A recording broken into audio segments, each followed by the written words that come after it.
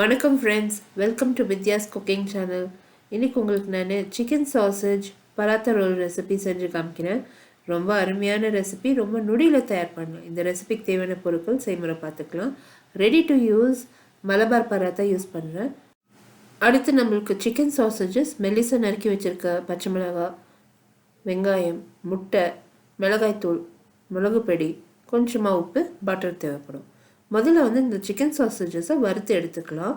Chicken சாசேஜை மிதமான தீயில் ஒரு தவாவில் சேர்த்து நல்லா திருப்பி கொஞ்சமாக எண்ணெய் இல்லைன்னா வெண்ணெய் விட்டு நல்லா வறுத்து எடுத்துக்கோங்க. ஸ்லோ ஃப்ளேமில் வச்சு வறுத்து எடுத்துக்கோங்க. ஒரு 5 மினிட்ஸில் இது நல்லா வறுபட்டுடும். இந்த பராத்தா உங்களுக்கு ரெடி டு யூஸ் கடையில் கிடைக்கிறது. ஸோ அது வாங்கி யூஸ் பண்ணுங்கள்.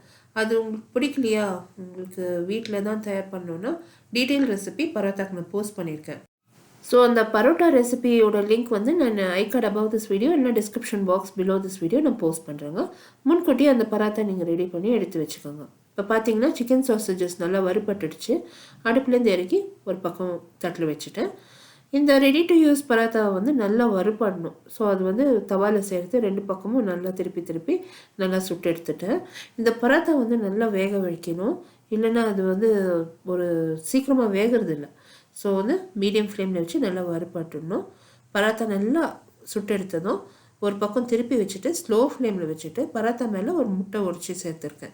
இப்போ முட்டை ஒரு ஃபோர்க்கால் நல்லா ஸ்ப்ரெட் பண்ணி விட்டுறேன். நீங்கள் முட்டை அடித்து கூட சேர்த்துக்கலாம். ஸோ எனக்கு அது வாட்டப்படுறதில்ல. இந்த மாதிரி செஞ்சால் தான் எனக்கு நல்லாயிருக்கு. பராத்தா மேலே நல்லா முட்டை பரவலாக சேர்த்ததும் அது மேலே நம்ம மிளகாய்த்தூள், மிளகுத்தூள், உப்பு பரவலாக தூவிக்கணும். அடுத்து பராத்தாவை திருப்பி 2 பக்கமும் நல்லா ஃப்ரை பண்ணி எடுக்கணும். கொஞ்சமாக எண்ணெய் சேர்த்துக்கோங்க. 2 பக்கத்துக்கும் நல்லா சுட்டு எடுக்கணும் பராத்தாவை. இப்போ இந்த பராத்தா நல்லா ஃப்ரை ஆனதும் நம்மளோட பராத்தா ரெடி ஆயிடுச்சு. இது மேலே நம்ம அந்த சிக்கன் சாசேஜை வச்சு கொஞ்சமாக மெல்லிசை நறுக்கின வெங்காயம், பச்சை மிளகாய் சேர்த்து பராத்தா ரோல் பண்ணி சர்வ் பண்ண வேண்டியதுதான். ரொம்ப ஈஸி ரெசிபி, எல்லாருக்குமே ரொம்ப பிடிக்கும். இது ரொம்ப ஹெவி டயட் இல்லை, நல்லா ஃபில்லிங்காக ரொம்ப டேஸ்டியாக இருக்கும். ஸோ ட்ரை பண்ணிவிட்டு உங்களோட கமெண்ட்ஸ் எல்லாம் போஸ்ட் பண்ணுங்கள். நான் சிம்பிள் ரெசிபீஸ் நான் போஸ்ட் பண்ணிகிட்ருக்கேன். எல்லாருக்குமே ரொம்ப வீட்டில் விரும்பி சாப்பிடுவாங்க.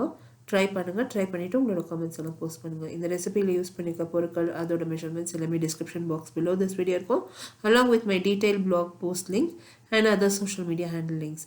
கண்டிப்பாக ட்ரை பண்ணிவிட்டு இந்த சேனலுக்கு நீங்கள் சப்ஸ்கிரைப் பண்ணி ஃபாலோ பண்ணுங்கள். அடுத்த புதிய ரெசிபியோட உங்களை நான் மறுபடியும் சந்திக்கும் வரை, this is Vidya Lakshmi. Thank you so much for வாட்சிங். பை.